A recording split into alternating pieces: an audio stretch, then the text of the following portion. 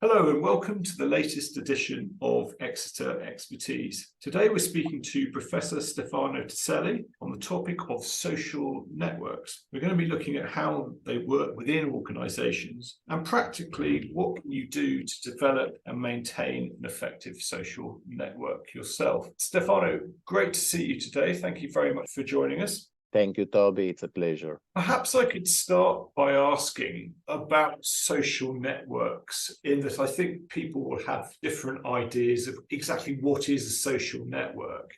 But in terms of your research and your area of expertise, how do you define a social network, particularly, I guess, related to the organizational context? This is a very good question, Toby. A social network, if you want to keep a very simple but effective definition, is just a collection of nodes and ties. When we talk about nodes, we talk about actors, and that's a very multi-level concept. Actors can be individuals in organizations, they can be groups, they can be teams, they can be firms, they can even be institutions and societies. And when we talk of ties, we talk of the connections that people have, the one with the other, or they don't have. And in social network terms, both the presence and the absence of a tie are relevant, but I think we'll go to that in a second. There are properties that makes the social networks very pervasive and important in organizations. The direction of the tie matters. If Chris goes to Joe for advice, for example, Chris is indebted to Joe for the advice she or he receives, and they create status and power asymmetry in organization. On the other hand, if a relationship is reciprocated, there is a strong bond that two people create the one with the other. But what makes social networks particularly interesting and important in organizational context is the concept of structure. People are embedded in structural connections in which the positions that they have matter in terms, for example, of performance, earnings, opportunity of career, and internal satisfaction in terms, for example, of trust they can build with other people, or even their own perception of the organizational experience. But I'm sure that we'll talk a bit more of it with the other questions. Yeah, so you're very much talking there from an organizational perspective, so people being within firms or public sector bodies. In terms of the research that you've done in this area, what would you say are some of the issues or challenges that come up in developing those effective social networks within a company? I'm really interested in my research into the micro foundations of people's social networks at work. What does it mean if we want to use normal terms? It means whether the psychology of people, in terms, for example, of their cognition, of their motivation, of their personalities, whether all of these matters in explaining the extent to which people can build successful network at work. And we found things that are really interesting. One paper that I really want to mention is that there is a fit between the personalities of people and the network positions that they occupy. In a research that we conducted, for example, with medical professionals, we found that when people are really flexible in adapting to different group situations, that's a personality trait that is called self-monitoring. And when people are guarded in disclosing self-information, that's another personality trait, which is the opposite of what is called flirtatiousness. In this case, they exhibit a sort of diplomatic personality style that is very good in the situation in which people have to bridge between different cliques, between different group of people. Interesting enough, there are different situational requirements that different network structures have. When people have to connect between multiple groups in a position that is called of brokers, they need to exhibit diplomatic personality styles in which they can really monitor the information they give and the way they communicate this information. On the other hand, when people are part of a cohesive network, for example, because they work in back office kind of jobs, in this case, they can be more authentic, revealing their own self to others without the risk to be negatively assessed for the way they interact with coworkers. Interesting enough, there is therefore an interplay between the psychologies of people and the network structures that they occupy in the organization. And I really study how the complexity of this interaction predicts outcomes that people can achieve in organizations. That's really interesting, Stefano. And I guess my next question is around COVID and the pandemic. We're sat here now in March 2023. And thankfully, COVID has largely abated and we're back to mixing physically. But obviously, a lot of us now are working and communicating virtually. That's true of a lot of companies now. So I'd be really interested to see to what extent the COVID pandemic has affected the way social networks develop, I guess, both from a positive standpoint and also a negative one.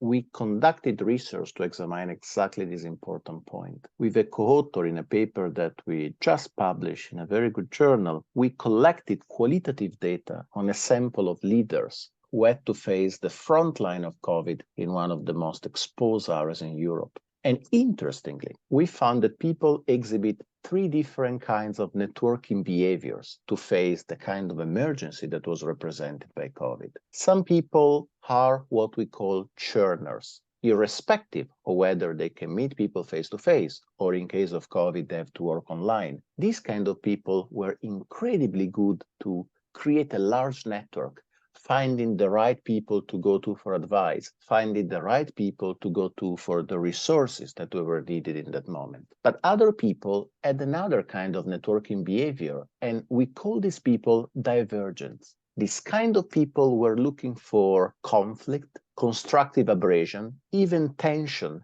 as a way to construe and to develop awareness of connection and authenticity in their relationships with others. And this kind of behavior was amplified by the kind of emergency and crisis that people had to live during the COVID. A third category of people is what we call sense makers. For them, the crisis that was created during the COVID pandemic was an opportunity not to build a bigger network, but just to dig deeper in trying to understand the true meaning of their connections with others. In this case, we could say the pandemic was the opportunity to get to know the others with whom they were already connected better and in a more profound and personal way. So from your response there, it seems to me that the way different people act within social networks is very much something that it's internal, whether that's offline or, as you say, virtual. So I think you used the word magnified there. COVID magnified some of this to an extent. Is that true? Well, it's a very interesting question. What we know, and it's something that both psychology and sociology have investigated for decades without finding a clear answer, is that people are exposed to different kinds of forces. Some of these forces come from within, and it's what psychologists, for example, call the push, or what substantially is internally present in the people that emerges in specific situation. Let's imagine when we put some people who are high in this psychological trait that is called flirtatiousness, when we force them in a situation in which they cannot talk, they really show physical effects of this constraint. For example, their blood pressure and the heartbeat can go high. But if we have other kinds of social pressures that come from outside, they can represent the pull of the situation. When people are in strong situations, like, for example, cohesive networks in which they're forced to work closely to each other, it's quite clear that in this situation, their personality expression and therefore their individuality can be suppressed rather than magnified. So there is a tension between the push from within and the pull from outside, and in which we can say ourselves are to some extent metaphorically the battlefield in which these pressures exert, we can say, their strength. And the goal that we have as researchers is really to try to disentangle this kind of processes that we can define social selection or social influence, and to try to understand which of them plays a role in understanding specific situations at work and specific outcomes that people can reap in the workplace. Building on that point, Stefano, is there any evidence to suggest that the type of industry or the sector has an effect on the effectiveness of social networks? So is there a kind of industry effect to this? Social network researchers in the organizational domain had the pleasure and the opportunity to work with multiple kinds of settings. On the one hand, it's quite clear that the context really determines the kind of networks that people can form and the kind of returns that they have to neural networks. Networks that are highly fragmented, for example, in which there is not so much connection between people, but there is a lot of fragmentation. We can imagine, for example, highly competitive networks in specific industries that require a lot of attention and competition. In this kind of context, it's highly likely that some people who are really good in brokering information between groups can reap important benefits in terms, for example, of performance, higher earnings, opportunity of career advancement, and even ability to generate ideas. Other networks are different. I studied myself, for example, networks in contexts in which medical professionals had to work close to each other and had to come up with common solutions, we can say, to problems related to their possibility to give care to patients. In this case, people who create bridges between others in close networks, and in the case that we investigated, they were senior clinical professionals. In this case, cohesion versus that fragmentation really provides the opportunity to generate coordination and to come up with organizational solutions. So on the one hand, it's true that this kind of context and difference in industry can provide, we can say, differentiated and different returns. But on the other hand, we observe a certain stability in the way structural configurations are reproduced and perpetuated in different organizational settings. The structure of a network tends to be, to some extent, not similar, but comparable, we can say, across different kinds of settings. Another interesting question related to this point is whether there are cultural differences, for example, across company cultures in different countries, in explaining the kind of success that people can get from their own networks. Research from more than 10 years ago found, for example, that brokerage, which is the ability to trade information between different groups, can be conducive to positive returns in Western dynamic cultures, but it's the opposite in Eastern collectivistic cultures in which brokerage can be perceived as something detrimental in general to society and organizational culture. But again, we can say the study of the cultural differences related to different industries and to different parts of the world is still in a kind of phase in social network research that definitely deserves attention, but needs more empirical support. It sounds an interesting area to look more closely at. On that point, I guess there's two parts to this question for me. First part of the question is, for those in charge of an organization, so let's just say, for example, the board, from an organizational standpoint, what are the main benefits to a company of having an effective, engaged social network? The second part of the question is, what are some of the practical things that you would suggest companies need to do in order to have that flourishing social network? So the answer to the first part of the point is interesting, but is to some extent counterintuitive. When we talk about social networks, we talk about informal connections between people. We can influence these connections, but they tend to be serendipitous. People tend to form these connections based on rules that are partly beyond the opportunity of organization to influence them. As we said, reciprocity, homophily, which is the tendency to talk to people who are similar to ourselves, or even attachment based on emotional or affective states, it's something that organizations can't control, and I want to be very clear, they shouldn't even control. On the other hand, there are actions that organizations can take and practical tips to try to enable coordination and to facilitate network connection.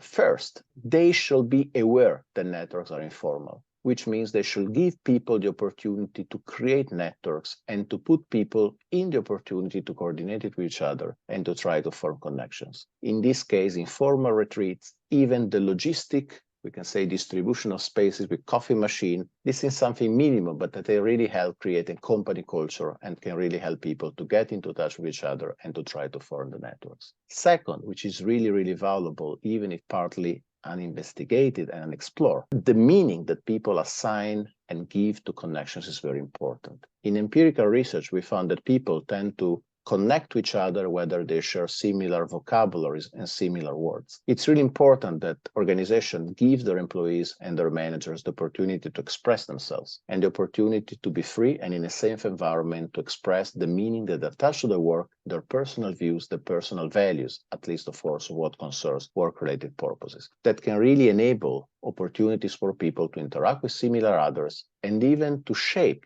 each other's idea, creating a better culture. Third, there is a lot of work that has to be done by organization to try to reduce what is defined as network inequality. We have consistent evidence, for example, that minorities, based on gender or based on racial ethnicity are often discriminated in the networks in terms of lower likelihood to form networks and lower likelihood to benefit from the networks that they form. In this case, organizations can really take positive actions to try to enable people and categories of individuals that for their minority status will be probably excluded from the opportunity of networking. There's a lot there on organizations, and I guess for people listening, they'll also be intrigued to understand as individuals, what are some of your practical tips based on your research that as an individual in an organization, what are some of the things that people listening to this should be thinking about to really gain the benefit of an effective social network?